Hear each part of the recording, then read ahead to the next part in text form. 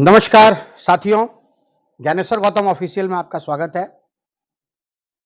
आज मोतिहारी के ऐतिहासिक गांधी मैदान में प्रधानमंत्री नरेंद्र मोदी जी की सभा संपन्न हुई।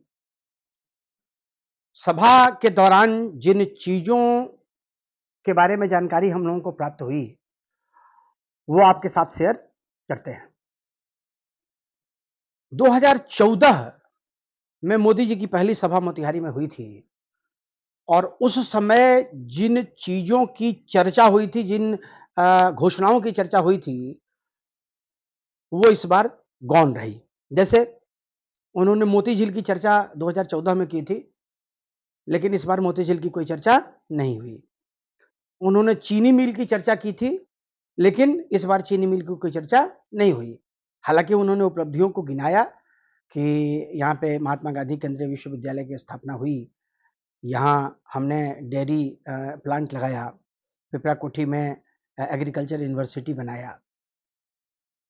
तो बातें तो उन्होंने अपनी तरफ से जो डेवलपमेंट हुआ उस डेवलपमेंट की चर्चा की, लेकिन मैंने जो व्यक्तिगत तौर पे महसूस किया वो ये महसूस किया कि मोदी जी थोड़ा थके थके नजर आ रहे हैं। उम्र का भी तकाजा है, क्योंकि जो जोश, जो एनर्जी 2014 और 2019 में दिखा, वो जोश, वो जज्बा नहीं दिख रहा था।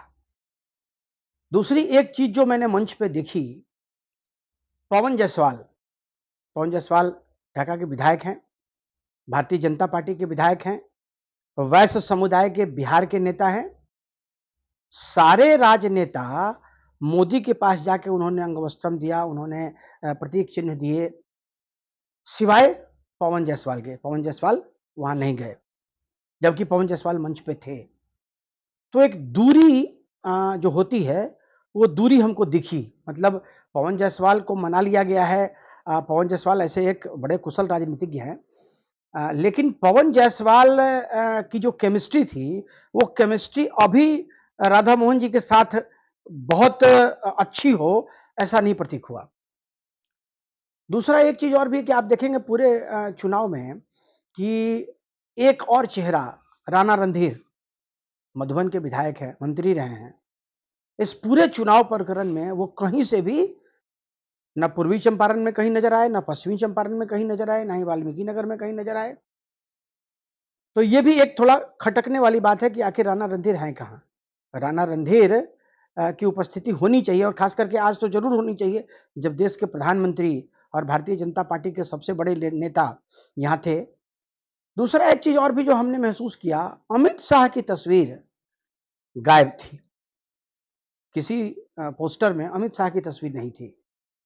क्यों नहीं थी, इस पे भारतीय जनता पार्टी का कोई नेता कुछ बोलने को तैयार नहीं है, लेकिन अमित शाह की तस्वीर नहीं होना थोड़ी चीजें खटकती है। क्योंकि आज की तारीख में आप देखें तो भारतीय जनता पार्टी में दो ही नेता ऐसे हैं, जो नेता जिन नेता के ऊपर 2024 की पूरी राजनीति की कमान है। तो बाकी सब की तस्वीरें थी, लेकिन अमित शाह की तस्वीर नहीं होना, ये थोड़ा एक प्रश्न चिन्ह क्रिएट करता है। बाद बाकी मोतिहारी में हमारा जो अपना कैलकुलेशन है, सर्वे है, उसमें एनडीए एक कंफर्टेबल कंडीशन में है। देखिए, अब बात उठती है मोदी मैजिक की। ये मैजिक समझ में नहीं आ रहा है, क्योंकि होता यह है कि मैं जब बहुत प्रसन्न हूं, बहुत खुश हूं, तो हम वोकल हो जाएंगे। ये ह्यूमन बीइंग का नेचर है। मनोवैज्ञानिक तौर पे भी अगर आप विश्लेषण करेंगे तो जब आप में खुशी बहुत अच्छी होती है, तो आप उसका उद्गार करते हैं। इस बार जनता में उद्गार नहीं दिख रहा है, और जनता में उद्गार का नहीं दिखना, ये कहीं ना कहीं संशय की स्थिति को पैदा करता है। अब मोदी मैजिक का प्रभाव मान लीजिए कितना परसेंट प्रभाव है, तो जो 2019 में मोदी मैजिक का प्रभाव था, वो प्रभाव तो अभी नहीं है, बिल्कुल स्पष्ट अभी नहीं है। और मैं पहले भी कहता रहा हूं और अभी भी बता रहा हूं कि करिश्मा जो है मोदी का, थोड़ा कम हुआ है। देखिए, भारतीय जनता पार्टी अपने पीक पे पहुंच गई, 303 से ज्यादा सीट हिंदुस्तान की राजनीति में लाना अब मुझे संभव प्रतीत नहीं होता है। और ये जो इस बार अबकी बार 400 पार का नारा है, बेसिकली एक परसेप्शन है। आज का जो मोदी का भाषण था, वो मोदी के भाषण में भी आप अगर देखेंगे तो कंक्रीट बातों का थोड़ा अभाव दिखा।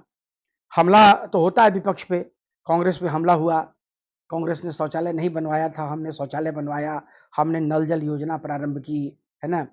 गांधी जी का स्वेच्छाग्रह जो था उसको हमने अमली जामा पहनाया, हम कोशिश उस तरह से कर रहे हैं। तो इस तरह की तमाम बातें सामने आई, लेकिन मुझे व्यक्तिगत तौर पे ये लगता है कि मेरे जैसा व्यक्ति जो ये सोच के गया था, जो ये मान के गया था कि मोदी का जो करिश्माई व्यक्तित्व है, उसके माध्यम से कुछ नई बातें हमको सुनने को और देखने को मिलेगी। दरअसल वो कोई नई बात दिखी नहीं। बावजूद इसके लोग थे, लोगों में उत्साह भी था और पब्लिक मीटिंग जो इस तरह की होती है, उस मीटिंग में क्या व्यवस्था दल के जो नेता हैं, उनके द्वारा की जाती है, इसलिए कि अब स्वतः स्फूर्त भीड़ आती नहीं है। खास करके आप देखेंगे कि सोशल मीडिया में का ज़माना जब से अपने मतलब यौवनावस्था में आया है, तो हमको अगर कोई गिला-शिकवा किसी से होता है, तो हम सोशल मीडिया पे उसका कुछ लिख के, कोई तस्वीर डाल के हम अपनी भड़ास निकाल लेते हैं। तो आज जो बुलाए गए लोग थे, 4 लोकसभा क्षेत्र के, शिवहर, पूर्वी चंपारण, पश्चिमी चंपारण और वाल्मीकि नगर, क्योंकि चारों सांसद यहाँ उपलब्ध थे और भीड़ मोतिहारी की ज़्यादा थी और बाकी जगहों की भीड़ जो है, भीड़ थोड़ी कम थी। तो कुल मिला के ये तीनों सीट तो कंफर्टेबल दिखता है एनडीए का।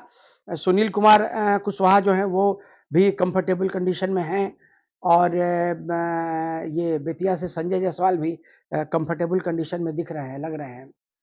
मोतिहारी से राधा मोहन जी भी कंफर्टेबल कंडीशन में दिख रहे हैं। बावजूद इसके शिवहर का जो सीट है, शिवहर का सीट मुझे बहुत कंफर्टेबल नहीं दिखता है। मुझे लगता है कि शिवहर से रितु जायसवाल जो कि राष्ट्रीय जनता दल के कैंडिडेट हैं, उनका पलड़ा थोड़ा भारी है। अब आगे तो ये डिपेंड करेगा कि मोदी का जो मैजिक है, वो मैजिक लोगों के सर चढ़ के बोल रहा है या नहीं बोल रहा है, क्योंकि वोटर जो है, वो वोकल नहीं है। तो ये तमाम स्थितियाँ थी और हम उम्मीद करते हैं कि अ, भारतीय जनता पार्टी पूरे बिहार में 20 से 25 सीटें ले आ पाई, भारतीय जनता पार्टी और एलीज मिला के। क्योंकि कल मैं पटना से लौट रहा था, पटना से लौटने के क्रम में भी मैंने देखा कि हाजीपुर में और ये मुजफ्फरपुर में जहाँ चुनाव हो रहे थे, तो वोटर्स की संख्या बूथों पे चूँकि हम 8 बजे करीब वहाँ से हम हाजीपुर से निकले थे और 10 बजे करीब में हम मुजफ्फरपुर थे।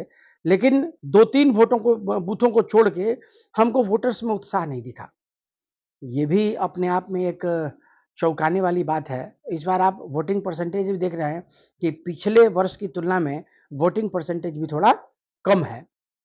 तो अब देखते हैं आगे ऊँट किस करवट बैठता है। हालाँकि एनडीए का जो पलड़ा एनडीए का भारी है और लेकिन बीजेपी का जो 303 का आंकड़ा था, मुझे लगता है कि वहाँ तक पहुँच नहीं पाएगी बीजेपी, उससे पीछे रह जाएगी। 240-250 पे बीजेपी को सिमटना चाहिए और एलीज को मिला के सरकार तो बन जाएगी। लेकिन ये जो दावा है अब की बार 400 पार, वो मुझे पूरा होते हुए नहीं दिख रहा है। तो साथियों ये था हमारा अपना विश्लेषण। आप देखते रहिए ज्ञानेश्वर गौतम ऑफिशियल और हमारे चैनल को सब्सक्राइब कीजिए ताकि हम आपके साथ जुड़े रह सकें। धन्यवाद।